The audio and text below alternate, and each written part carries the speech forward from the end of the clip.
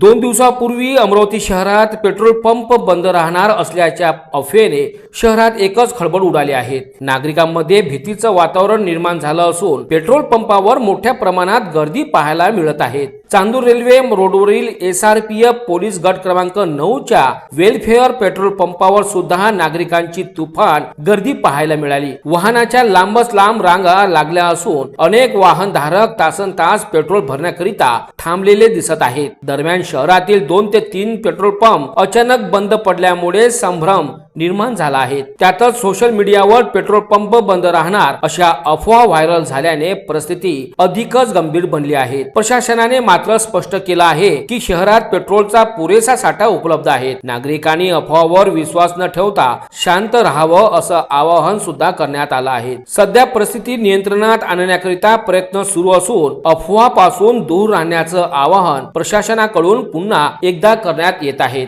Yogesh Jalamkar SRPF welfare petrol pump येथील manager म्हणून काम करतो आणि सध्या मला हे सांगायचं आहे की आज तुम्ही मागे पाहताय खूप प्रमाणात गर्दी वाढलेली आहे, परंतु मला जनतेला हे सांगायचं आहे की असं कुठल्याही प्रकारचा तुटवडा पेट्रोल आणि डिझेलचा नाही आहे। सगळं मुबलक प्रमाणात इथं डिझेल पेट्रोलचं वाटप सुरू आहे आणि इथून पुढेही भविष्यात सगळ्या गोष्टी व्यवस्थित आणि सुरळीत मिळतील।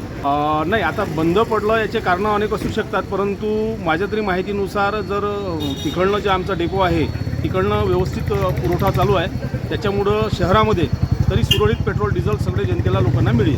माझं आव्हान हेच आहे की अशा प्रकारची गर्दी करण्यात काही अर्थ नाही, आपले वेळ गमावण्यात काही अर्थ नाही आहे। सगळं सुरळीत भेटेल, सगळं म्हणजे जीवन सगळं सुरळीत असताना पेट्रोल डिझेल हे व्यवस्थित मिळेल। सोशल मीडियावर आता बरेच काही कारणं देऊन मेसेज व्हायरल होत आहे, परंतु तसा कुठलाही प्रकार नाही आहे। जे काही आहे ते तुमच्यासमोर मी आपला स्पष्ट केलेलं आहे की जे काही आहे ते सुरळीत आपल्याला पेट्रोल आणि डिझेलचा पुरवठा मिळेल। पेट्रोल पंपावर हे गर्दी एवढी मोठी होऊन राहिली, मोदीनं पेट्रोल का आपण केलं अमरावतीमध्ये आहे की शिडीतले सगळे पेट्रोल पंप बंद झाले, पेट्रोल खतम झालं। असं आधी सांगायला पाहिजे ना महिनाभर पहिले मोदी साहेबांना। याच्या आधी मोदी साहेबांना सांगितलं असतं तर आम्ही सिच्युएशन चांगली ठेवली असती ना पेट्रोलची। एवढी मोठी परिस्थिती खराब कशाला आहे? लोक एवढे मोठे गर्दी करून राहिले, कशाला गर्दी झाली असती? एवढं बोलून मी माझ्या धन्यवाद करतो।